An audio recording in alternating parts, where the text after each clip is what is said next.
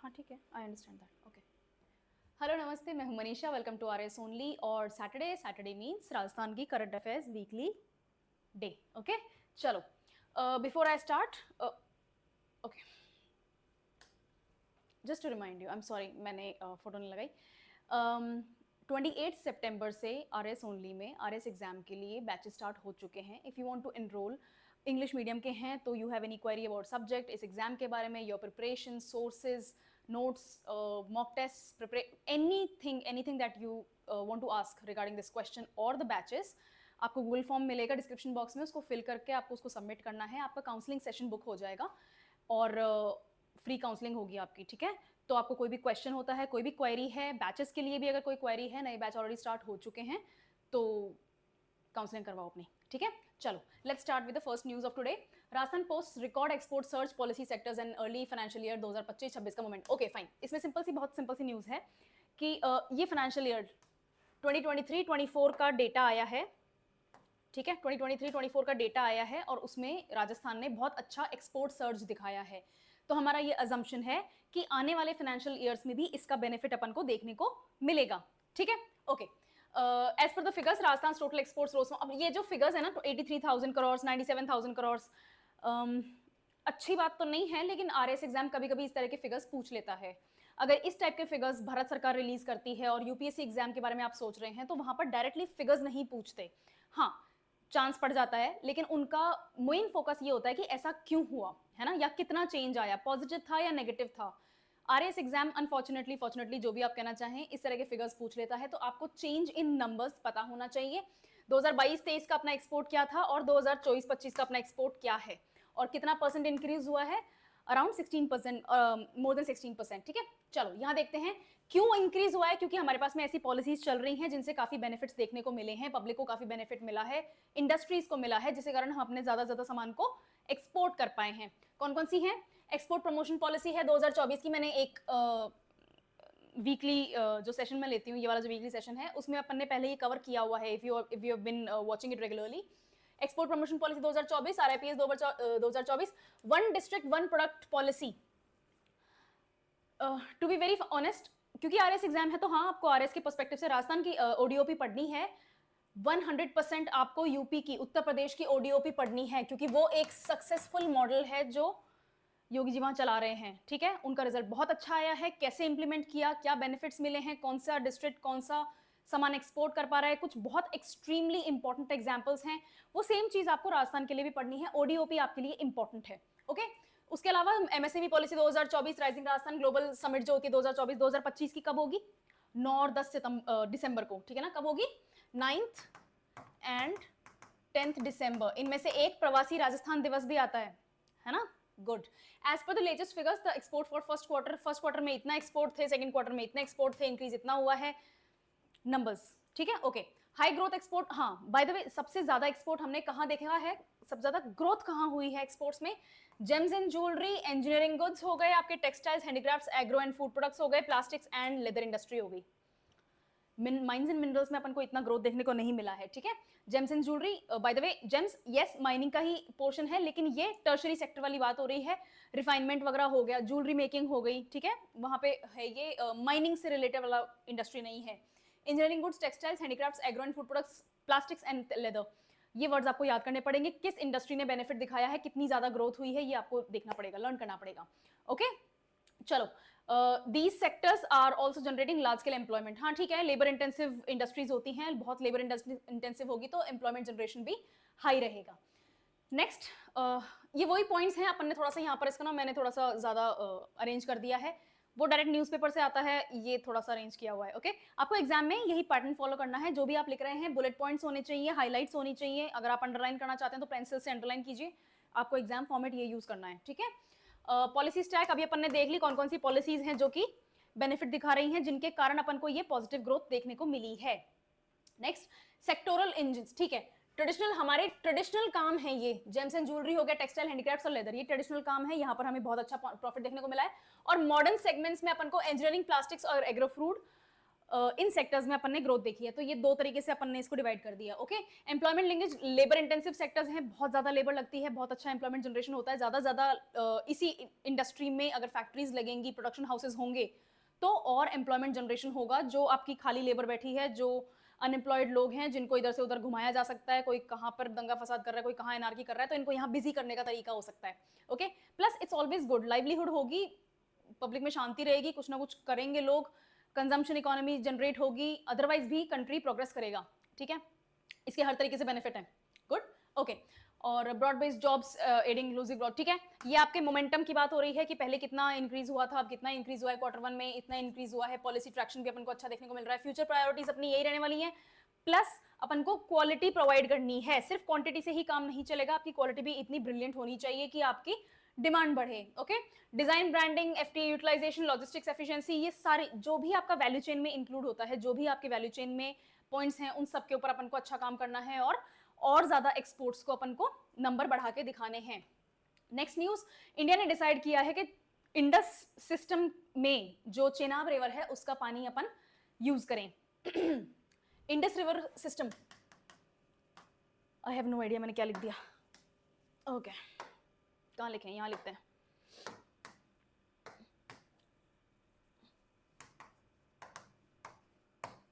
Indus river system, Indus river system में कितनी reverse हैं? झेलम, चेनाब, रावी, ब्यास और सतलज, और इन सब का मिला के लास्ट में जो पाकिस्तान में बहती है वो है इंडस। ठीक है, बहुत बढ़िया। ये इंडस रिवर सिस्टम की जो 6 रिवर्स हैं, इंडस वाटर ट्रीटी जो 1960 में साइन हुई थी, मैंने लिखी है यहाँ पे, डिटेल मैंने दी है, ये रही 1960 में जो इंडस रिवर ट्रीटी अपन ने साइन करी थी विद पाकिस्तान, और मीडिएशन किसने किया था? वर्ल्ड बैंक ने किया था। इसमें हमने थोड़ा सा ना ढील ज़्यादा दे दी, भोलापन दिखाया या बड़प्पन दिखाया, जो भी है। जितना पानी इंडिया को यूटिलाइज करना चाहिए हम वो यूटिलाइज नहीं कर रहे हैं, हम हमारे हिस्से का पानी भी यूटिलाइज नहीं कर रहे हैं, उस पानी को यूटिलाइज करेंगे। हमने अभी तक जो पानी पाकिस्तान के अधिकार का है इस ट्रीटी के अनुसार, जो कि एक्चुअली अभी सस्पेंड हो गई है, अबेयंस में है, उसका पता नहीं क्या होने वाला है अभी तक, तो उस पानी की तो अपन बात ही नहीं कर रहे। ठीक है, हम तो हमारे अधिकार में जो पानी इस कॉन्ट्रैक्ट में लिखा हुआ है, ट्रीटी में लिखा हुआ है, उसको यूटिलाइज करने की बात कर रहे हैं। उस पानी में जो चेनाब का हिस्सा आ रहा है उसकी बात हो रही है।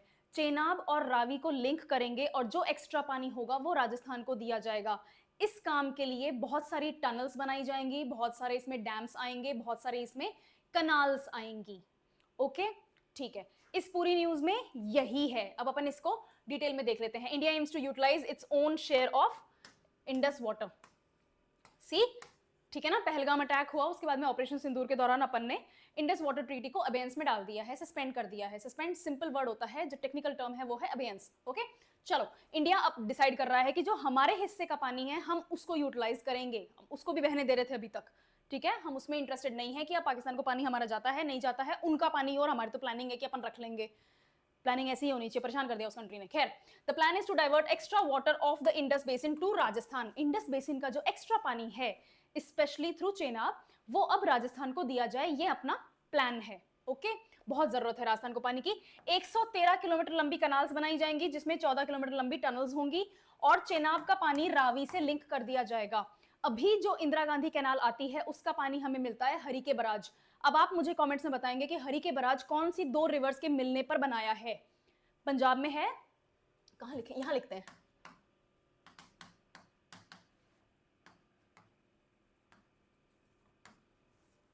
पंजाब में है। इससे पानी जो डाइवर्ट करके राजस्थान को दिया जा रहा है वो आ रहा है इंदिरा गांधी कैनाल में। ठीक है, कैनाल्स का मैप देखा था मैंने, बताया था, बहुत बढ़िया। हरी के बराज का के अंदर जो पानी आ रहा है वो 2 रिवर्स के मिलने पर आ रहा है। वो 2 रिवर्स कौन सी हैं? वो इंडस रिवर सिस्टम की ही रिवर्स हैं, वो कौन सी हैं वो आप मुझे कमेंट्स में बताएंगे। Next, this ambitious project is likely to be completed by 29, यानी कि 4 साल के अंदर था। ठीक है, अब 25 तो ऑलमोस्ट खत्म सा ही हो गया, आधे ज्यादा तो निकल ही गया। 9th मंथ चल रहा है, राइट, अक्टूबर, नवंबर, दिसंबर, यस 10th मंथ चल रहा है, सो इट्स ऑलमोस्ट डन। इतना पानी 175 क्यूबिक किलोमीटर्स ऑफ पानी जो इंडस रिवर बेसिन में बह जाता है वो हम यूटिलाइज ही नहीं कर पाते। ठीक है, उसको यूटिलाइज करने की बात हो रही है। लार्ज रिजर्वॉयर्स बनाए जाएंगे राजस्थान में ताकि उस पानी को स्टोर किया जा सके, मैनेज किया जा सके, और जो फ्यूचर में हमारे कंट्री में पानी की प्रॉब्लम आने वाली है, किल्लत आने वाली है, उससे हम पहले ही डील कर लें। जिस दिन पानी की कमी आ जाएगी ना, उस दिन टनल बनाना शुरू नहीं करेंगे, उस दिन कैनाल्स नहीं बना पाएंगे, डैम्स नहीं बना पाएंगे, हमें पहले से ही स्टोरेज रिजर्वॉयर्स बड़े बड़े बनाने पड़ेंगे, डाइवर्जन्स बनाने पड़ेंगे। ठीक है, चलो next, the plan will integrate a network of कितनी कनाल्स बनाई जाएंगी जम्मू कश्मीर, पंजाब, हरियाणा और राजस्थान के लिए? इतनी कनाल्स बनेंगी तब जाके अपन तक पानी आएगा। भाई इंडस तो नॉर्थ में बहती है ना, Chenab is in north, right? Okay, तो नॉर्थ से उसको राजस्थान यानी कि कश्मीर से तो साउथ में ही है, वहां तक लाते लाते अपन को बहुत सारी कनाल्स और बहुत सारे टाउन्स बनानी पड़ेंगी, उनकी जानकारी है। हाइड्रो पावर प्रोजेक्ट्स भी एस्टेब्लिश किए जा रहे हैं। हाइड्रो पावर प्रोजेक्ट्स क्या होते हैं? डैम, बहुत सिंपल लैंग्वेज में, dam, dams are very important. Dams से ही आप पानी को डाइवर्ट कर सकते हैं, डैम्स से ही आप इलेक्ट्रिसिटी बनाते हैं, डैम्स में ही आप पानी स्टोर करते हैं। It's very important, dams are very very important. और ये डैम्स के जो नेम्स हैं जो प्लान में हैं ये आपको लर्न करने हैं, इनके ऊपर काम भी स्टार्ट हो गया, इनमें से 3 के ऊपर तो काम भी स्टार्ट हो चुका है, लिटरली फाउंडेशन स्टोन भी रखा जा चुका है। बगलीघाट, सलाल, पाकलडोल, रातले और किरू और कवार, ये डैम्स के नाम आपको याद करने हैं, ठीक है। नेक्स्ट, ये अपन ऑलरेडी देख ही चुके हैं। ईस्टर्न रिवर्स कौन सी हैं? रावी, ब्यास और सतलज। और वेस्टर्न रिवर्स कौन सी हैं? इंडस, झेलम और चेनाब। ये इनको ईस्ट और वेस्ट क्यों बोलते हैं, नॉर्थ एंड साउथ क्यों नहीं बोलते? मैं जब पढ़ती थी तो मेरे को यही क्वेश्चन था और बाद में मुझे बहुत बाद में समझ में आया।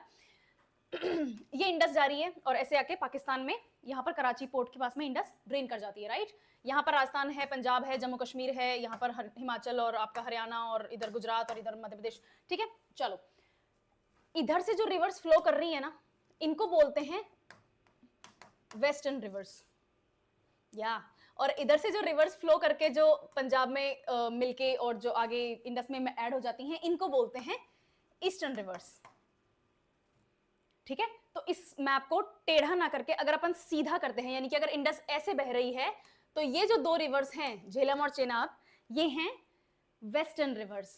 रावी, ब्यास और सतलज जो हैं ईस्टर्न रिवर्स। और इंडस खुद, जो इंडस रिवर सिस्टम है, खुद इंडस जो है वो भी वेस्ट की ही लिस्ट में आता है। या आई नो, अगर आप में से कोई ऐसा है जो मेरी तरह है जिसको बहुत बाद में ये चीज पता चल रही है, तो कोई बात नहीं, यू आर नॉट अलोन। और अगर पहले से पता था तो एब्सोल्युटली ब्रिलियंट। इसका मतलब जब अपन इंडिया के मैप्स का मैप, सॉरी, रिवर्स का मैप देखेंगे तो आपको ये चीज ऑलरेडी आती होगी। ब्यूटीफुल, चलें आगे। चलो, इंडिया करंटली, हाँ ठीक है, ये तो अपन ने ऑलरेडी बात करी ली है, ऑलरेडी मीडिया में भी इस चीज को इतना ज्यादा बता दिया गया था। इंडिया के अधिकार का पानी, इस ट्रीटी के अनुसार इंडिया के अधिकार का पानी इंडिया यूज नहीं कर रहा था, तो अब हम हमारे अधिकार का पानी उठाना शुरू करेंगे। प्रोजेक्ट सिग्निफिकेंस राजस्थान के लिए क्यों जरूरी है भाई? एक तो बहुत लार्ज एरिया है, बहुत ह्यूज अपनी पॉपुलेशन है और वाटर स्केर्स है। We are the arid state, we are what? We are the arid state, the only arid state of India, ठीक है। और हमारा अधिकार हमें दे दो भैया, पानी नहीं है, ठीक है। Okay, Indira Gandhi canal already हमारे पास में बहुत अच्छा पानी लेकर आती है और उससे काफी ट्रांसफॉर्मेशन भी देखने को मिला है, but it's still not enough, ठीक है। जो सेंट्रल राजस्थान के डिस्ट्रिक्ट्स हैं, सदर्न डिस्ट्रिक्ट्स हैं, स्पेशली जो नॉर्थ ईस्टर्न डिस्ट्रिक्ट्स हैं, जो आपका नौहर भादरा वाला इलाका है, चूरू झुंझुनू है, ठीक है, उधर पानी नहीं है। सिर्फ उस चौधरी कुंभाराम लिंक कैनाल से हमारा काम नहीं चल रहा, हमें और चाहिए, ठीक है। तो ये पानी यहाँ से आएगा। रिजर्वायर्स राजस्थान में भी बनाए जाएंगे जिससे कि एग्रीकल्चर, पीने का पानी और अदर यूटिलाइजेशन के लिए पानी हमारे तक पहुंच सके। इंजीनियरिंग एस्पेक्ट्स अपन ऑलरेडी देख चुके हैं, कितने किलोमीटर्स की कैनाल्स और टनल्स बन रही हैं, 13 कैनाल्स बन रही हैं, इंटरस्टेट इंटीग्रेशन भी देखने को मिलेगा।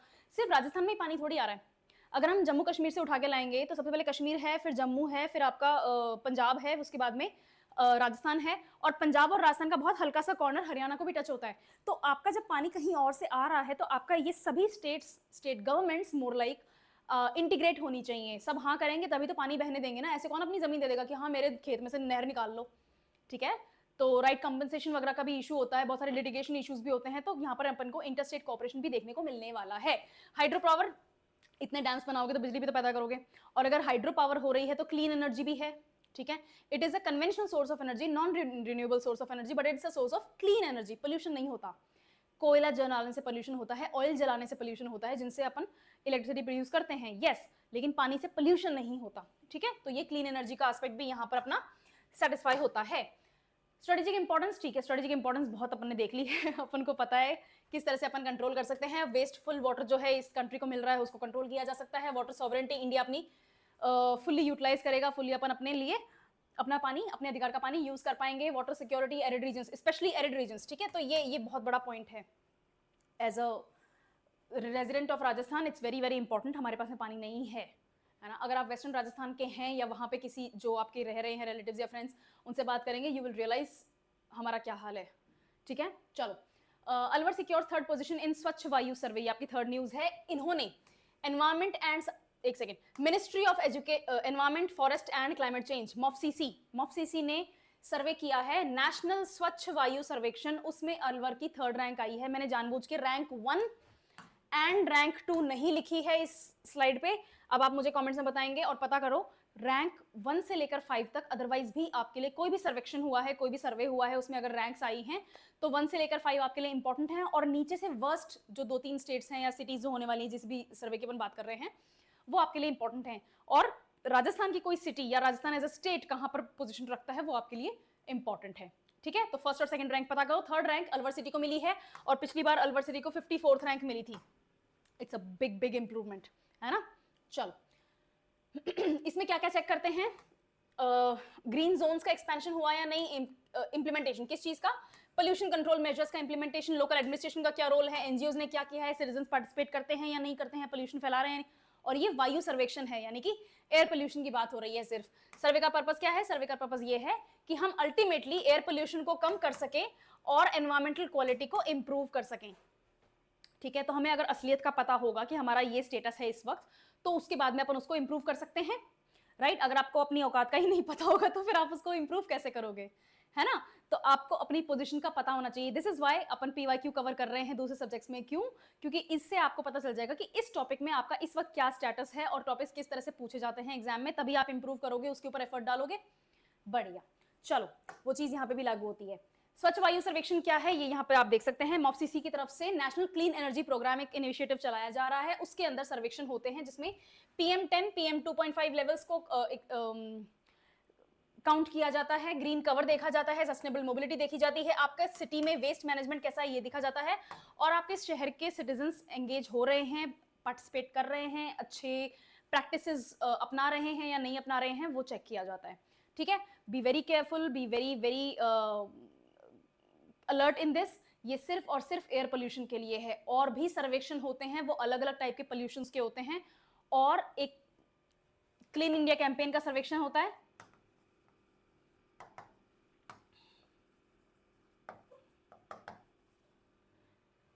ठीक है, वो सर्वेक्षण अलग है, उसमें रैंक 1 किसकी है, इंदौर। आई डोंट अंडरस्टैंड, अपन को इंदौर एक बार विजिट करना पड़ेगा, है ना।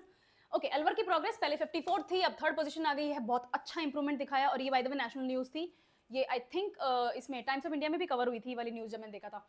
क्लीन, हाँ, इससे ऐसा हुआ क्यों है, क्योंकि हम क्लीन अप फ्यूल्स यूज कर रहे हैं अलवर में, हम स्ट्रिक्टली मॉनिटर कर रहे हैं इंडस्ट्रीज को कि उनका जो एयर पोल्यूशन का वेस्ट है वो किस टाइप का है, वो कितना ज्यादा पोल्यूशन क्रिएट कर रहे हैं। फिल्टर्स हैं, कौन से फिल्टर्स होते हैं, इंडस्ट्रियल फिल्टर्स होते हैं, ये इनके 2-3 नाम भी होते हैं, वो उन फिल्टर्स को यूज कर रहे हैं या नहीं कर रहे हैं, ये चीज है। और व्हीकुलर पोल्यूशन, पब्लिक की जो गाड़ियां हैं, जो आपकी खुद की पर्सनल कार्स हैं, उनसे कैसा पोल्यूशन हो रहा है। ठीक है, तो एंटी पोल्यूशन वो जो टैग्स होते हैं वो चेक करते रहते हैं, उनको चेक कराते रहा करो और प्लीज पोल्यूशन मत फैलाओ, वो वाली बात है। Good, okay. इको पार्क्स लगाए जा रहे हैं, प्लांटेशन ड्राइव्स लगाई जा रही हैं। ट्रीज सिर्फ उनकी जड़ें पानी को ही नहीं रोकती, उनकी पत्तियां कार्बन सिक्वेस्टर करती हैं। क्या करती हैं? अगर आप ज्योग्राफी पढ़ रहे हैं, एनवायरमेंट पढ़ रहे हैं, या पढ़ने वाले हैं या पढ़ चुके हैं, आपने इस टर्म को देखा होगा।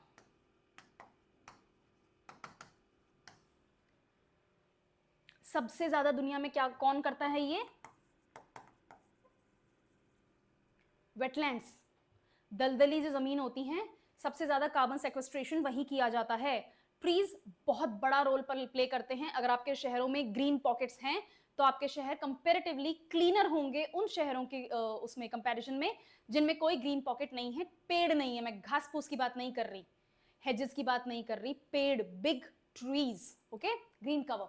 नेक्स्ट, अवेयरनेस कैंपेन्स, पब्लिक के सपोर्ट के बिना कुछ नहीं होता। ये आप हर जगह डाल सकते हैं, हर टॉपिक में डाल सकते हैं। पब्लिक का सपोर्ट बहुत इंपॉर्टेंट है। अल्टीमेटली अगर पब्लिक आपका साथ नहीं देगी तो फिर ये काम नहीं होंगे। ओके, राजस्थान, ठीक है, सस्टेनेबल एनवायरमेंट प्रैक्टिस अपन की देखने को मिलती है। अगर राजस्थान में इतना इंप्रूवमेंट देखने को मिला है तो इसका मतलब राजस्थान की पब्लिक अवेयर हो रही है और प्रॉपरली बिहेव कर रही है। ठीक है, हम पोल्यूशन नहीं कर रहे हैं, या फिर हम एटलीस्ट कंपेरेटिवली दूसरी जगहों से पोल्यूशन कम कर रहे हैं। अगर इस तरह से अगर अपन अच्छा काम करेंगे तो एनसीएपी की तरफ से अपन को सेंट्रल ग्रांट्स भी मिल सकती हैं और अपने लिए अलग से स्कीम्स भी लाई जा सकती है। Rewards are very important. अगर आप कुछ अच्छा काम करते हैं तो आपको रिवॉर्ड मिलता है, और रिवॉर्ड मिलता है तो अच्छा लगता है, अच्छी फीलिंग आती है, डोपामिन शूट होता है, मोटिवेशन मिलता है। और इस रिवॉर्ड को या इस टाइप के और रिवॉर्ड्स आपको मिलें, इसके लिए आप और मेहनत करते हैं और अच्छा काम करते हैं, राइट। तो रिवॉर्ड्स एक अच्छा ट्रिगर होता है, साइकोलॉजी का कॉन्सेप्ट है रिवॉर्ड्स एंड पनिशमेंट वाला। बच्चे अच्छा बिहेव करते हैं तो उनको रिवॉर्ड दो, बच्चे अच्छे बिहेव नहीं करते तो उनको या तो अवॉइड करो या फिर पनिश करो, तो वो दोबारा वो गलत बिहेवियर नहीं डिस्प्ले करेंगे। वो सेम चीज यहाँ पे भी लागू होती है, ठीक है। एक बार सिग्नल आपने तोड़ दिया, चालान कटेगा, दोबारा आप कभी सिग्नल नहीं तोड़ेंगे। मेरे साथ दिल्ली में होया हुआ है ऐसा, ठीक है। तो आपको रिवॉर्ड्स एंड पनिशमेंट्स बहुत इंपॉर्टेंट है। तो यहाँ पर हम रिवॉर्ड्स की बात कर रहे हैं। अगर आप अच्छा बिहेव करेंगे, आपके शहर अच्छा पोल्यूशन स्टैटिस्टिक्स दिखाएंगे कि भैया हमारे यहाँ पोल्यूशन कम हो रहा है, पब्लिक अच्छा पार्टिसिपेट कर रही है, तो आपको रिवॉर्ड मिल सकता है, सेंट्रल ग्रांट्स मिल सकती हैं। ओके, चलो, पब्लिक हेल्थ बड़ी अच्छी होती है। आई डोंट मतलब अगर आपका एक्सपीरियंस रहा है या नहीं रहा है, अगर नहीं रहा है तो it's a brilliant thing to notice. अगर आप कभी नॉर्थ ईस्ट के शहरों में जाते हैं, ठीक है, या हिमालयाज जो अच्छी हाइट वाले हिमालयाज हैं उन जगहों पे जाते हैं, लेह लद्दाख में जाते हैं, अभी मत जाना, थोड़ा सा डिस्टर्बेंस चल रहा है, एनीवे, तो वहां की एयर कंपैरेटिवली सांस लेने में भी आपको हल्की फील होगी और पोल्यूशन की स्मेल नहीं आएगी। ये मैंने नोटिस किया है दिल्ली में, चंडीगढ़ में, लुधियाना, अमृतसर, इन जगहों पे पोल्यूशन की स्मेल आती है, you can actually smell it, ठीक है। और अगर मैं मिडिल इंडिया की भी बात करूं तो रायपुर वगैरह वाला जो इलाका है वहां पर भी बहुत ज्यादा पोल्यूशन की स्मेल आती है। रांची, रायपुर वगैरह इलाका हो गया, पटना हो गया, ठीक है, इन जगहों पे पोल्यूशन की स्मेल आती है। इसका मतलब वहां पर PM10 और PM2.5 बहुत हाई है ना। और ये प्रॉब्लम आपको मुंबई में नहीं देखने को मिलेगी, स्पेशली जो रेनी सीजन होता है उसके जस्ट बाद में। अभी रेन्स चल रही हैं, राइट, तो अक्टूबर नवंबर के आसपास जो टाइम होता है, it's you can actually feel it कि काफी क्लीन है, काफी अच्छा है, साफ सुथरा है। आई डोंट नो मतलब आपने नोटिस किया या नहीं किया, but this is an interesting fact कि आप पोल्यूशन को सिर्फ फील ही नहीं कर सकते अपने लंग्स में, आप एक्चुअली उसको स्मेल भी कर सकते हैं। तो अगर आपके पास में आपके सिटीज में, आपके एरियाज में पोल्यूशन कम होगा तो आपकी हेल्थ अच्छी रहेगी। इट्स लाइक पैसिव स्मोकिंग, ठीक है। अगर आप स्मोक नहीं करते हैं, नहीं करना पसंद करते हैं, तो अगर आपके पास में से कोई स्मोक किया हुआ व्यक्ति अगर गुजरता है तो फिर आपको अच्छा नहीं लगता है। क्यों? बिकॉज उसके कारण आपको पैसिव स्मोकिंग होती है, यार I want to clean my body, I want to keep my body clean, but उसके कारण मेरे को भी स्मोक एक तरह से करना पड़ रहा है, तो वो वाली चीज है। Okay, I don't know if I was able to explain it और not, but I hope you understood, ठीक है। और हाँ, अगर आपके अच्छे एनवायरमेंट स्टैटिस्टिक्स होते हैं, अच्छा पोल्यूशन लेवल रहता है आपके पास में, तो आप सस्टेनेबल डेवलपमेंट गोल्स को भी अच्छे से अचीव कर पाते हैं और क्लाइमेट चेंज में पॉजिटिव योगदान देते हैं, ठीक है। नेगेटिव नहीं देना है अपन को, पॉजिटिव देना है। राजस्थान ने circular economy initiative scheme start करी है, ये आपको आना चाहिए नाम, ये नाम आपके लिए इंपॉर्टेंट है, ठीक है। और ये राजस्थान का पहला ग्रीन बजट है, राजस्थान के इतिहास का पहला ग्रीन बजट है 2025-26। इसमें अपना पूरा फोकस रहेगा रीयूज, रीसाइकिल और रीजनरेशन, टेक मेक डिस्पोज। और मुझे लगता है कि इसको टेक मेक ब्रेक होना चाहिए था, इसका बाय द वे थीम का ये रहा, ठीक है, take make dispose, take make break, ठीक है। तो ऐसे याद कर लो, ओके। आप ले जो भी वेस्ट है उसको रिसाइकिल करने की कोशिश करें, अगर वो रिसाइकिल होने के चांसेस रखता है तो, और रिसाइकिल करके उसको किसी ना किसी तरीके से एक रीयूज प्रोडक्ट में बनाएं और उस प्रोडक्ट को फिर यूज करें, ठीक है। यूं नहीं कि अपन ने कोई चीज खरीदी, खराब हो गई, उसको बस फेंक दिया और वो लैंडफिल साइट में पड़ा है और वो 1000 साल तक पड़ा ही रहेगा। हम चाहते हैं कि ऐसा ना हो, हम चाहते हैं कि जो भी वेस्ट है, वेस्ट जनरेशन हो रहा है, इलेक्ट्रॉनिक वेस्ट है या किसी भी टाइप का प्लास्टिक वेस्ट है, पेपर वेस्ट है, टेक्सटाइल वेस्ट है, कुछ भी वेस्ट है, उस वेस्ट को प्रोसेस करके अपन उसको रीयूज कर सकें instead of just disposing it like that, ठीक है। उससे हाँ, इसमें कौन कौन से सेक्टर्स कवर हो रहे हैं यहाँ लिखा है, lithium ion batteries, e waste, hazardous waste, scrap metals, tyres, rubbers, end of life vehicles, gypsum, used oil, solar panels और म्युनिसिपल सॉलिड वेस्ट, एवरीथिंग। जितना वेस्ट आप सोच सकते हैं वो सारा वेस्ट अपन को यहाँ पर कंसिडर करना है, इसको अपन को रीयूज करना है, रिड्यूस करना है, रिसाइकिल करना है। ये री वाले जो वर्ड्स होते हैं सुंदर सुंदर, ये सारे के सारे अपन को इस आंसर में यूज करने हैं। ऐसा क्यों करना है? अगेन, पोल्यूशन कंट्रोल करना है, क्लाइमेट चेंज हो रहा है, लैंडफिल साइट्स होती हैं, बीमारियां होती हैं, ठीक है, प्लस इट्स इनह्यूमन, ठीक है। जो लोग वेस्ट सेग्रीगेशन के काम में इन्वॉल्व हैं, ये उनके लिए इनह्यूमन एक्टिविटी है। हम नहीं चाहते कि उनके बच्चे, उनकी पीढ़ियां इस काम में लग जाएं। It's not good, it's not healthy, it's inhuman, human rights के खिलाफ है। मैं तो पर्सनली यही मानती हूँ, ह्यूमन राइट्स के खिलाफ है, ठीक है ना। We should use machines like that, ऐसी टेक हमारे पास में है, उसको यूज करना चाहिए, बट क्या कर सकते हैं। R&D ग्रांट इसमें अवेलेबल है, MSMEs और स्टार्टअप्स को इनिशिएटिव दे रहे हैं कि ऐसे स्टार्टअप्स लगें जो इस रिसाइकिल के बिजनेस में इन्वॉल्व हों, ठीक है। और नेक्स्ट इसमें हाँ, ये अपन बात कर चुके हैं, ऐसे स्टार्टअप्स और MSMEs और R&D सेंटर्स लगने चाहिए जो रिसाइकिल और रीजनरेशन के काम में इन्वॉल्व हों। इकोसिस्टम बनना चाहिए सर्कुलर। इसको सर्कुलर क्यों बोलते हैं? आपने एक प्रोडक्ट बनाया, उसको यूज किया, उसको आपने थ्रो कर दिया, इस थ्रो करे हुए को आप रिसाइकिल कर रहे हैं और फिर आप वापस ऐसा प्रोडक्ट बना रहे हैं जिसको आप रीयूज कर सकते हैं, फिर ये यूज हो जाएगा, ठीक है, रीयूज कर सकते हैं, प्रोडक्ट मार्केट में आ जाएगा, उसको यूज करेंगे, फिर उसका कुछ ना कुछ वेस्ट जनरेट होगा, उस वेस्ट को अगर आप और रिफाइन करके यूज कर सकते हैं तो यूज करें, तो इससे आप अल्टीमेटली सॉलिड प्रोडक्ट क्या वेस्ट जो है उसको अल्टीमेटली कम कर रहे हैं, लैंडफिल साइट्स अपनी डिक्रीज करनी है, ठीक है। इसके एक्सपेक्टेड बेनिफिट्स क्या क्या हैं भाई? एनवायरमेंट प्रोटेक्शन होगा, ग्रीन इनोवेशन है, एम्प्लॉयमेंट जनरेशन है, sustainable development goal. Sustainable development goal number 12 क्या है? अगर मेरे बताने से पहले आप देख रहे हैं कमेंट्स में लिख दो, ठीक है, अगर नहीं मैं बता देती हूं, मैंने आपको लर्न भी करवाया हुआ है। सस्टेनेबल डेवलपमेंट गोल नंबर 12 क्या है? Sustainable production and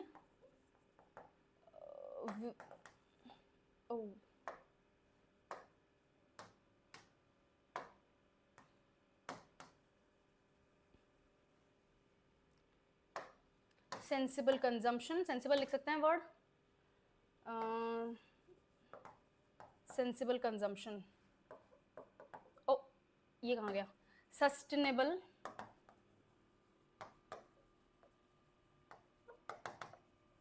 production and sensible consumption, ठीक है, वेस्टफुल नहीं होना चाहिए, पोल्यूशंस नहीं जनरेट होने चाहिए।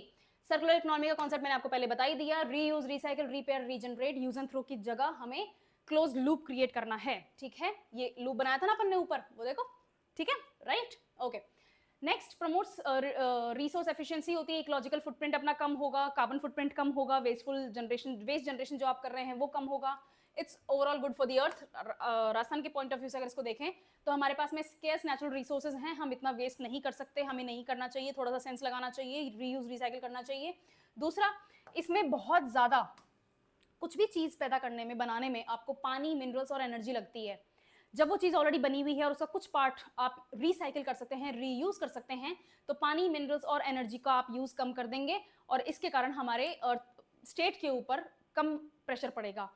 एज अ क्लाइमेट ऑल्सो, अर्थ में आप ज़्यादा माइनिंग नहीं कर रहे हैं, ज़्यादा परेशान नहीं कर रहे हैं धरती को, एक तो वो एनवायरमेंट को परेशान नहीं कर रहे हैं, दूसरा बहुत ज़्यादा रिसोर्स वेस्टेज, किस चीज़ की? मॉनेटरी रिसोर्स वेस्टेज भी नहीं होगी, ठीक है। नेक्स्ट देखते हैं बजटरी इनोवेशन, ठीक है, फर्स्ट ग्रीन बजट है तो इट शोज कि हम क्लाइमेट एक्शन और सस्टेनेबल इकोनॉमी की तरफ सीरियसली बढ़ रहे हैं आगे। इंस्टीट्यूशनल फ्रेमवर्क, ये आपको पता ही है कि भाई कौन कौन से डिपार्टमेंट्स और कौन कौन से इसमें बोर्ड्स इसमें इन्वॉल्व होंगे और इंडस्ट्रीज इन्वॉल्व होंगी। लॉन्ग टर्म सिग्निफिकेंस में यही है कि स्टेट का जो रोल है क्लाइमेट गवर्नेंस में, उसमें हमारा एक तरह से अच्छा स्ट्रॉन्ग पोजीशन हो जाएगा। इकोनॉमिक रेजिलियंस, कॉम्पिटिटिवनेस और ऐसे मॉडल्स बनेंगे जो दूसरे स्टेट्स भी अपने खुद के ज्यूरिसडिक्शन में इंप्लीमेंट कर सकते हैं, हमसे कुछ सीख सकते हैं, ओके। एग्जाम में इन पॉइंट्स में आप इस पॉइंट को लिख सकते हो, इस न्यूज को लिख सकते हो। नेक्स्ट देखते हैं, राजस्थान में एयर मॉनिटरिंग सेंटर्स लगाए जाएंगे 15 शहरों में। वो 15 शहर कौन से हैं आपको लिस्ट याद करनी है, इसमें मैं कुछ नहीं कर सकती। कौन कौन से हैं? एक तो एनसीआर की सिटीज हैं, अलवर, खैरताल, कोटपुतली और डीग। इस डीग के लिए बाय द वे, इस डीग जब मैं डीग गई थी, डीग पैलेसेस है वहां पे, ब्यूटीफुल प्लेस, अच्छी है, हिस्टोरिकली बहुत साउंड जगह है, इंटरेस्टिंग। थोड़ा सा जो अप्रोच है पैलेसेस तक जाने की वो मुझे कम पसंद आई, बट ठीक है, कोई बात नहीं, धीरे धीरे डेवलपमेंट होता है। 15 सिस्टम्स लगाए जा रहे हैं 12 सिटीज में। ये 12 सिटीज कौन सी हैं? ये हो गए, हाँ ये रहे, और 4 सेंटर्स जयपुर में लगेंगे, तो टोटल 10 हो जाएंगे। इसमें कौन कौन से पॉल्यूटेंट्स को मॉनिटर किया जाएगा? 2.5, 10, SO2, NO2, CO और दूसरे, ओके। SO2 कौन से होते हैं? सल्फर डाइऑक्साइड, NO2 होता है नाइट्रस ऑक्साइड, और ये वो CO होता है कार्बन मोनोऑक्साइड, ठीक है। साइंस के स्टूडेंट्स अगर मैं गलत हूं तो प्लीज मुझे यहाँ पर करेक्ट कर देना। सल्फर डाइऑक्साइड, नाइट्रस ऑक्साइड और कार्बन मोनोऑक्साइड, इनको मॉनिटर किया जाएगा। सिर्फ इनको ही नहीं, जो कार्बन लेवल्स हैं उनको भी मॉनिटर किया जाएगा, 24/7 मॉनिटर किया जाएगा और देखा जाएगा कि कौन से सिटी में किस तरह के मेजर्स चल रहे हैं, कितना पोल्यूशन हो रहा है, उनको बेटर करने के लिए, सिचुएशन को बेटर करने के लिए और क्या किया जा सकता है। ये इंपैक्ट है जो मैंने बोला अभी यही लिखा हुआ है, ओके। उसके बाद में ये एक हिस्टोरिक स्टेप की तरफ देखा जा रहा है कि हम सस्टेनेबल डेवलपमेंट को सीरियसली ले रहे हैं। अलवर वाला पोजीशन अपन ने देख ही लिया, सर्कुलर इकोनॉमी भी रिलीज हुई है, ग्रीन बजट आया है, उसके बाद में अपन ये मॉनिटरिंग सेंटर्स भी लगा रहे हैं शहरों के अंदर। तो इससे पता चलता है कि हम अपने एनवायरमेंट को हेल्दी करने के लिए, बेटर करने के लिए, लोगों को क्या कहते हैं, हेल्दी एनवायरमेंट देने के लिए हम सीरियस हैं, ओके। चलो, इतनी बार मैंने हेल्दी बोल दिया that my mind has gone into a loop, ठीक है। हाँ, ये आपके एग्जाम में इस तरह से आपको लिखना है, जैसा कि मैं हर क्लास में लेकर आ रही हूँ। जो अभी तक अपन ने बात करी है इस न्यूज के बारे में वही लिखा हुआ है, बस आपके एग्जाम में आपको इस तरह से सुंदर सुंदर तरीके से पॉइंट बाय पॉइंट लिखना होता है, ठीक है। The sole reason I am bringing detail explanation written like this is for you to understand कि आपको एग्जाम में इस टाइप के क्वेश्चन को किस तरह से पेपर पे उतारना है। It's easy to check first of all. Second, अगर आप बुलेट्स में लिखते हैं तो आपके लिए रिकॉल करना आसान होगा कि मैंने ये पॉइंट ऑलरेडी लिख दिया है, हाईलाइट करना आसान होता है। और जो एग्जामिनर है, जो आपकी कॉपी को चेक कर रहे हैं, उनके लिए भी ये nice to the eyes, nice to the feels वाली बात होती है। ओके, चलो। Air quality monitoring system round the clock होगा, रियल टाइम डेटा प्रोवाइड करेगा और आइडेंटिफाई करने में हेल्प करेगा कि कहाँ पर कौन से ट्रेंड चल रहे हैं, कौन से हॉटस्पॉट्स हैं जहाँ पे बहुत ज़्यादा पोल्यूशन क्रिएट हो रहा है, और उनको अपन पिन पॉइंट टैकलिंग कर सकते हैं। ठीक है। जयपुर राजस्थान में क्यों जरूरत है? क्योंकि कुछ अर्बन सेंटर्स जैसे जयपुर, अलवर, कोटा, यहाँ पर व्हीकुलर एमिशंस, इंडस्ट्रियल पोल्यूशन और कंस्ट्रक्शन डस्ट जो है, जिसमें PM10 एंड 2.5 रिलीज होता है बहुत ज्यादा, उसको अपन कंट्रोल कर सकें। एनसीआर सिटीज जैसे कि अलवर, खैरताल, यहाँ पर ट्रांस बाउंड्री पोल्यूशन होता है। दिल्ली, गुरुग्राम और फरीदाबाद, बुलंदशहर, नोएडा, गाजियाबाद, ये जो सेंटर है आपका पूरा सर्कल, मैंने अभी बोला है दिल्ली एनसीआर का, वहां पर बहुत ज्यादा पोल्यूशन हो रहा है। तो एनसीआर के जो मार्जिनल सिटीज हैं जैसे अलवर वगैरह, ये एनसीआर में ही आता है, दिल्ली एनसीआर में आता है। यहाँ पर अगर आप कितना ही अच्छा परफॉर्म करो तो वहां का पूरा पोल्यूशन बाय एयर हमारे यहाँ शिफ्ट होता है। उनकी गलती भी नहीं है, हमारी गलती भी नहीं है। This is how climate works, right. हवाएं ऐसी चलेंगी तो हवाओं के साथ में पोल्यूशन भी चलेगा। ऐसा तो है नहीं कि इस बिल्डिंग ने पोल्यूशन किया है तो पोल्यूशन एक जैसे कोई एंटिटी है, सॉलिड एंटिटी है कि मैं इस बिल्डिंग पे ही रहूंगा, क्यों? क्योंकि इसी ने पोल्यूशन किया है। ऐसा तो होता नहीं है। पोल्यूशन हवाओं के साथ बहता है, तो हमें भी ये प्रॉब्लम फेस करनी पड़ती है। तो हमें एयर मॉनिटरिंग सिस्टम यहाँ पे लगाना पड़ेगा, सो दैट हमें पता चले कि प्रॉब्लम आ कहाँ से रही है, क्या हो रहा है इसका, और इसके लिए हम कुछ कर सकते हैं या नहीं कर सकते। Rajasthan can not dictate Delhi, Faridabad को अपन कुछ नहीं कह सकते, गुरुग्राम को कुछ नहीं बोल सकते, लेकिन अगर अलवर के अंदर इस तरह की प्रॉब्लम्स हो रही हैं तो हम अलवर तक इसको कैसे कंट्रोल कर सकते हैं वो हम देख सकते हैं, right. Policy implementation, policy importance क्या क्या है ये आपके सामने है। सस्टेनेबल डेवलपमेंट गोल्स आपके लिए बहुत ज्यादा इंपॉर्टेंट है। आई थिंक मैं हर करंट अफेयर्स की क्लास में आपको बताती हूँ। सस्टेनेबल डेवलपमेंट गोल्स की मैंने एक वीडियो ली थी जिसमें मैंने आपको 17 के 17 गोल्स रटाए थे। ये हर जगह इंपॉर्टेंट है, इसलिए उनको रटना आपके लिए बहुत ज्यादा इंपॉर्टेंट है। ठीक है। पब्लिक हेल्थ का एंगल है जिसका मैंने आपको बता ही दिया। Pollution smells, pollution feels heavy on your lungs also, it's not healthy. ठीक है। लोगों की किडनी खराब हो रही है, लिवर खराब हो रहे हैं, लोगों के माइग्रेन डेवलप हो रहा है, आंखें खराब हो रही हैं, so many problems, so many problems. तो पोल्यूशन को कंट्रोल करने का अपन को बहुत बहुत ज्यादा इंपॉर्टेंट है। ठीक है। हम चला रहे हैं सहकार मेंबरशिप कैंपेन। 2 अक्टूबर को राजस्थान सरकार ने Sahkar membership campaign, cooperative membership campaign, Sahkar membership सम्मेलन, ये सब स्टार्ट किया था और ये चलेगा 15 अक्टूबर तक। ठीक है। इसमें लाखों एप्लीकेंट्स आए हैं, एप्लीकेशंस आई हैं कि हमें सहकार में मेंबरशिप दो। 18 साल से ऊपर जो भी है उसको ये मेंबरशिप मिल सकती है। अवेलेबल एप्लीकेशन प्रोसेस जो है वो ऑनलाइन अवेलेबल है एसएसओ आईडी के द्वारा, और आपको मेंबरशिप एप्लीकेशन सबमिट करनी है इस पोर्टल पे। ठीक है। अब ये पोर्टल मैं ये लगाना नहीं चाहती थी, बट इसको डिलीट करते कोई सेंस नहीं बनता, बिकॉज कोऑपरेटिव डिपार्टमेंट की पोर्टल यही है। यहाँ पर आपको जाना है, मेंबरशिप के लिए आपको अप्लाई करना है और कोऑपरेटिव सोसाइटी का मेंबर बन जाना है। ये तो है न्यूज। क्यों इंपॉर्टेंट है कैंपेन, क्यों करना चाहता है कि हम एटलीस्ट 10% कोऑपरेटिव सोसाइटीज राज्य में, राजस्थान में इंक्रीज करें। 1.5 लाख नए एप्लीकेंट्स आए हैं, हम इतना खुश हो रहे हैं। ऐसा क्यों हो रहा है? कोऑपरेटिव्स क्या होते हैं? कोऑपरेटिव सोसाइटी लोकल लोग होते हैं जो मेंबर्स बनते हैं, सोसाइटी क्रिएट करते हैं, और वो सोसाइटी उसी लोकल एरिया में एक्ट करती है। कैसे? आपको लोन चाहिए, आपको कोई खाद्य पदार्थ चाहिए, आपको किसी में ना किसी तरीके के रिटेल हेल्प चाहिए, आपको लॉजिस्टिक्स हेल्प चाहिए, तो कोऑपरेटिव सोसाइटी के मेंबर्स मिलके अपना जो फंड पूलिंग है वो करते हैं और लोन्स प्रोवाइड करते हैं। आपके जैसे खाद की कोऑपरेटिव सोसाइटीज होती हैं, ये सब क्या करते हैं? क्रिप्को है जैसे, है ना, क्रिप्को, आई थिंक एच नहीं है बट ऐसा ही कुछ है, क्रिप्को है। ये क्या है? ये खाद के लिए है। राजस्थान कोऑपरेटिव सोसाइटी है, सरकारी है, ये खाद के लिए है। ये क्यों है?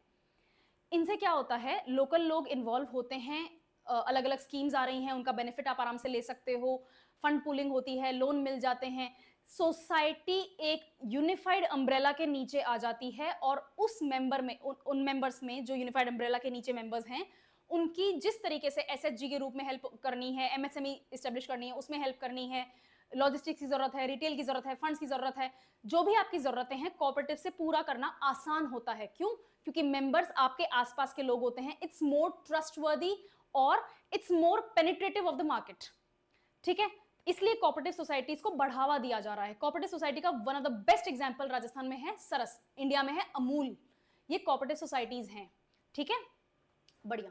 प्राइमरी एग्रीकल्चर क्रेडिट सोसाइटीज भी हैं इतने। हाँ, बाय द वे 1500 ग्राम पंचायत में ऑलरेडी कोऑपरेटिव सोसाइटीज की मेंबरशिप कैरी कर ली गई है, और जिन भी ग्राम पंचायतों में पीएसीएस अवेलेबल नहीं है उनमें हम डेफिनेटली कोऑपरेटिव सोसाइटीज को, पीएसीएस को इस्टेब्लिश करना चाहते हैं, ठीक है। और 8000 पीएसीएस हमें बनाने हैं। ये सब आपके लिए फैक्ट्स और फिगर्स हैं, ये फिगर्स आपको याद करने पड़ेंगे। ऐसे एप्लीकेशंस जो पीएम किसान सम्मान निधि में भी आपके पेंडिंग हो, आधार, ई-केवाईसी, ये सारी की सारी आपकी फॉर्मेलिटीज हैं। मीनिंग अपन ने समझ लिया कि कोऑपरेटिव सोसाइटीज क्या होती हैं, क्यों होती हैं, क्या इनका बेनिफिट है। ओके, नेक्स्ट डिटेल, ये आपके एग्जाम के पॉइंट ऑफ व्यू से इंपॉर्टेंस क्या है कोऑपरेटिव सोसाइटीज की, जैसे मैंने अभी आपको बताया वही है। आपको एग्रीकल्चरल क्रेडिट चाहिए, प्रोक्योरमेंट चाहिए, स्टोरेज करना है, रूरल सर्विस डिलीवरीज हैं, जो भी आपकी जरूरतें हैं आपके काम से रिलेटेड, वो आपकी कोऑपरेटिव सोसाइटी, उसी कोऑपरेटिव सोसाइटी को जाके ज्वाइन कर लो। खाद की अवेलेबल है, टेक्सटाइल्स की अवेलेबल है, हैंडीक्राफ्ट्स की अवेलेबल है, क्रेडिट की अवेलेबल है, क्रेडिट स्कीम, बैंकिंग भी तो चलती है कोऑपरेटिव सोसाइटीज की, बैंकिंग्स भी तो हैं। तो उसी को यूज को ज्वाइन कर लो, उसी में मेंबर बन जाओ, अपना फंड पूलिंग करो, and then you can use them whenever you need the help, ठीक है ना, जो भी आपको हेल्प चाहिए होगी। मेंबरशिप एक्सपेंशन गोल हम चाहते हैं कि 10% से ज्यादा, एटलीस्ट ये एक्चुअली मिनिमम है, minimum of 10% rise in cooperative membership is significant for deepening rural institutional participation. लोगों का participation is very very important. Public help नहीं करेगी, पब्लिक पार्टिसिपेट नहीं करेगी, पब्लिक अवेयर नहीं होगी, पब्लिक किसी भी तरीके से सपोर्ट नहीं करेगी, तो आपकी स्कीम्स पेपर पे बनी हुई रह जाएंगी, कोई काम नहीं आएंगी वो, ठीक है।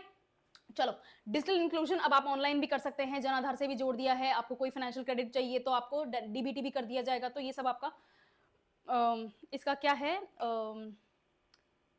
डिजिटल इंडिया, बताओ ये कोई भूलने की बात होती है, but I don't no. Digital India का जो आपका प्राइम मिनिस्टर का एम है, अपने प्राइम मिनिस्टर का जो एम है डिजिटल इंडिया वाला, जो सपना देखा है, वो उसको साकार करने में, उस तक पहुंचने में भी ये हेल्प करेंगे, ठीक है। विमेन और यूथ का फोकस स्पेशली किया गया है। यूथ और विमेन यही हैं दो जिनके ऊपर एक्चुअली बहुत ज्यादा फोकस किया जा रहा है, इन दोनों को बहुत ज्यादा जरूरत भी है। फॉर्मेशन ऑफ, ठीक है, सभी पंचायत में पीएसीएस होंगे, फर्टिलाइजर डिस्ट्रीब्यूशन, जैसे मैंने क्रिप्को का आपको एग्जांपल दिया, ठीक है। एग्रीकल्चरल क्रेडिट, लोन्स, स्टोरेज, यहाँ पर गोडाउन्स वगैरह की बात होगी, गोदाम बनाएंगे बड़े बड़े। पीएम किसान रिलेटेड सर्विसेज सरकार के साथ में इंटीग्रेट करना है, इंफ्रास्ट्रक्चर डेवलपमेंट करना है, पॉलिसी अवेयरनेस भी मिलेगी, और राजस्थान के लिए रेलेवेंस यही है, रूरल और सेमी रूरल या सेमी अर्बन एरियाज जो होते हैं वहां के लोग भी स्कीम्स का बेनिफिट उठाने के लिए पार्टिसिपेट करें।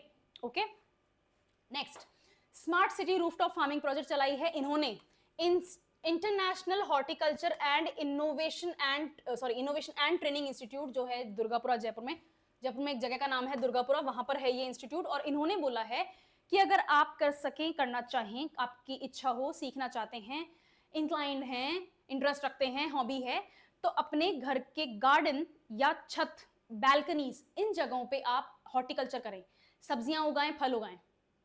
यही न्यूज है। इसके लिए आपको सब्सिडाइज किया जाएगा, ये रहा, इतने पैसे रूफटॉप फार्मिंग में टोटल कॉस्ट आनी चाहिए। 70% आपकी कॉस्ट इंस्टीट्यूट सब्सिडाइज कर देगा, इंस्टीट्यूट ने तो आइडिया दिया है, गवर्नमेंट सब्सिडाइज कर देगी, और इतनी कॉस्ट आपके खुद बेयर आपको करनी पड़ेगी। इससे क्या होगा, बाय द वे इसके फॉर्म्स ISITC ऑफिस है दुर्गापुरा में, वो इंस्टीट्यूट का ही नाम है, और वहां पर ऑनलाइन ऑफलाइन आपके पास में फॉर्म्स अवेलेबल हैं, आप भरें, मेंबर बने और सब्सिडी उठाने का मौका पाएं। नाउ इसका ऑब्जेक्टिव क्या है, to promote vegetable cultivation on rooftops of private residential houses. Jaipur municipal corporation के अंडर में जितने जो भी रेजिडेंशियल कॉम्प्लेक्सेस हैं, रेजिडेंशियल एरियाज हैं, आपका खुद का घर है, उन जगहों पे रूफटॉप पे हम चाहते हैं, प्राइवेट रेजिडेंशियल कॉम्प्लेक्स होना चाहिए बाय द वे, हम चाहते हैं कि छत के ऊपर आप अपनी सब्जियां उगाएं।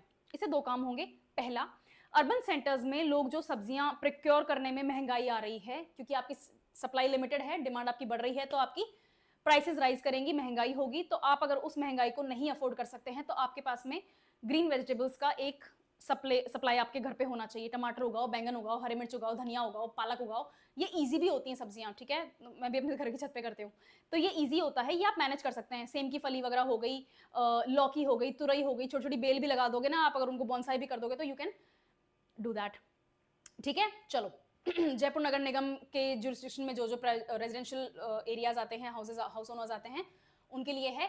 रेलेवेंस क्या है मैं आपको बता चुकी हूँ, लिमिटेड स्पेस है अर्बन एरियाज में, एग्रीकल्चर का लिमिटेड स्पेस है, ऑब्वियसली बात है, अर्बन एरियाज में फार्मिंग नहीं होती, रूरल एरियाज में फार्मिंग होती है। अर्बन एरियाज में जो भी फार्मिंग हो रही है वो कम हो रही है, सप्लाई आपके पास में लिमिटेड है, डिमांड आपकी बढ़ रही है, तो आपकी प्राइसेस भी बहुत ज्यादा बढ़ जाएंगी। दूसरा सस्टेनेबल मॉडल, आप घर के अंदर यूरिया तो यूज करेंगे नहीं, है ना, बढ़िया किचन कंपोस्ट जो होगा या तो वो यूज करेंगे, या फिर गोबर की खाद यूज करेंगे, या फिर बकरी वाली जो एक्सक्रीटरी वाली खाद होती है वो यूज करेंगे, या फिर केंचुए वाली खाद यूज करेंगे। तो ये क्या है, दीज आर नेचुरल, ये सस्टेनेबल भी है, ये क्या कहते हैं उसको, ऑर्गेनिक भी है, ठीक है, तो it's healthy also. Urban food supply के ऊपर जो प्रेशर है उसको भी कम करने का इनका प्लान है, और जो लोकल सेल्फ रिलायंस है वो भी हमारा एम है, उसको भी प्रमोट करना है। एनवायरमेंट के बेनिफिट ये रहे, हीट आइलैंड्स होते हैं शहरों में, क्या होते हैं, हीट आइलैंड होते हैं। जैसा कि मैंने बताया, आपके सिटीज में अगर ग्रीन पॉकेट्स हैं, ठीक है, तो वो कार्बन को सिक्वेस्टर कर देंगे। कार्बन को सिक्वेस्टर करने से क्या फायदा है, ग्रीन हाउस इफेक्ट कम होता है, ठीक है, तो आपके अर्बन एरियाज में जो बहुत ज्यादा टेम्परेचर राइज हो रहा है उसको कंट्रोल किया जा सकता है। जब वो कंट्रोल होगा उसके बाद में क्या होगा, जब वो कंट्रोल होगा तो क्या होगा, गर्मी कम लगेगी। अगर ऐसे हीट आइलैंड्स ही बने रहेंगे, कोई ग्रीन पॉकेट्स नहीं है, तो आपके एरिया में ये बहुत ज्यादा हो जाएगा, ये होगा। क्लाइमेट चेंज के ऊपर भी बहुत बहुत ज्यादा इफेक्ट पड़ता है, क्लाइमेट के ऊपर हीट आइलैंड्स का बहुत इफेक्ट पड़ता है। तो अगर आपकी बिल्डिंग की छत हो गई, साइडों में आपने बेल लगा रखी है, लौकी की बेल लगाओ चाहे बगनवेलिया की लगाओ, ग्रीन लाइंस अगर होंगी, ग्रीन पॉकेट्स होंगे, ग्रीन एरियाज होंगे, तो आपके पास में हीट आइलैंड क्रिएट होने का, जनरेट होने का चांस कम होगा, तो आपके शहर में गर्मी कम होगी। सिंपल था, बढ़िया। देखते हैं, एयर क्वालिटी अच्छी होगी, स्मार्ट सिटी का जो एनवायरमेंटल गोल है वो भी अच्छा होगा, रेन वाटर कंजर्वेशन होगा। अब अगर आप इतनी सब्जियां अगर छत पे लगाएंगे तो आप नहीं चाहेंगे कि भाई रेन वाटर वेस्ट हो जाए, तो उसका भी अच्छा यूटिलाइजेशन होगा, ठीक है, और बिल्डिंग्स को इंसुलेट होने का मौका मिलेगा। इकोनॉमिक सिग्निफिकेंस है, आपको सब्सिडी मिल रही है, और हाउस होल्ड वेजिटेबल एक्सपेंडिचर जो है वो टेंस ऑफ थाउजेंड्स में रन करता है। अगर आप जॉइंट फैमिली में रहते हैं तो अगर आप अच्छी सब्जियां खाते हैं, दोनों टाइम सब्जी खा रहे हैं, हरी सब्जियों में इन्वेस्ट करते हैं, फ्रूट्स में इन्वेस्ट कर रहे हैं, तो आपका एक्सपेंडिचर बहुत बहुत ज्यादा है उसका। अगर आप हरी मिर्च, टमाटर, बैंगन ये भी अगर घर पे उगा रहे हो, पालक भी अगर घर पे उगा रहे हो, चलो ठीक है, इस बार की सर्दियों के लिए पालक, बैंगन और परवल अगर आप ले सको तो पसंद करते हो तो तुरई, लौकी, ये जो सब्जियां होती हैं ये घर पे उगा सकते हो। ये अदरवाइज बाहर कॉस्टली पड़ती है, प्लस वो इंजेक्शन लगा लगा के उसको पकाते हैं, पता नहीं क्या जहर खा रहे हैं, ठीक है, तो कम से कम घर पे उगाएंगे तो it's good for our health also. Vegetable का जो आपका जो हाउस होल्ड एक्सपेंडिचर है उसको भी कम होने का मौका मिलेगा। यार हद होती है, मतलब हरी मिर्च की क्या रेट चल रही, खैर ये शिकायत का फिर कभी करेंगे। और न्यूट्रिशन भी आपको मिलेगा, जैसा कि मैंने कहा, आप घर के अंदर हैवी फर्टिलाइजर्स यूज नहीं करेंगे, यूरिया यूज नहीं करेंगे, चाहे वो नीम कोटेड यूरिया ही क्यों ना हो, आप इस तरह के chemical fertilisers, chemical manure use नहीं करेंगे, ठीक है। आप यूज करेंगे, अगर कोई कीड़ा लग गया है तो गौमूत्र यूज करेंगे, अगर कोई कीड़ा लग गया है तो नीम वाटर यूज करेंगे। आप मेडिसिन, हैवी मेडिसिन यूज नहीं करेंगे, तो आपकी हेल्थ के लिए भी ये अच्छी चीज है। सोशल इंपैक्ट क्या है इसका, अपन इस बारे में बात कर ही चुके हैं, ठीक है। Policy context smart city mission के साथ में अलाइन होता है, अर्बन डेवलपमेंट स्ट्रेटजीज के साथ में अलाइन होता है। और भी कंट्रीज हैं जहां पर एक्चुअली ये प्रमोट किया गया है, सिंगापुर, टोक्यो और यूरोपियन सिटीज के लिए एग्जाम्पल दिए हुए हैं। राजस्थान भी करना चाहता है, इंटीग्रेटेड एग्रीकल्चर हो गया अर्बन प्लानिंग के साथ में। एग्जाम, आपके एग्जाम में क्वेश्चन आता है तो आप ये चीज मेंशन कर सकते हैं। ओके ओके, ठीक है, आज की न्यूज हो गई, हो भी गई, ओके चलो। समझ में आ गया है ना, अच्छी न्यूज थी आज वाली न्यूज, थोड़ी सी कंटेक्चुअल थी, अपन को थोड़ा सा एनालिसिस करने की जरूरत थी, फैक्ट्स एंड फिगर्स भी थे। आई होप कि आपने नोट्स बनाए हैं, पॉज करो, नोट्स बनाओ, वापस देखो, नोट्स बनाओ, ठीक है, notes are very important for you. Okay चलो, I see you in the next class, और Google form, okay, thank you.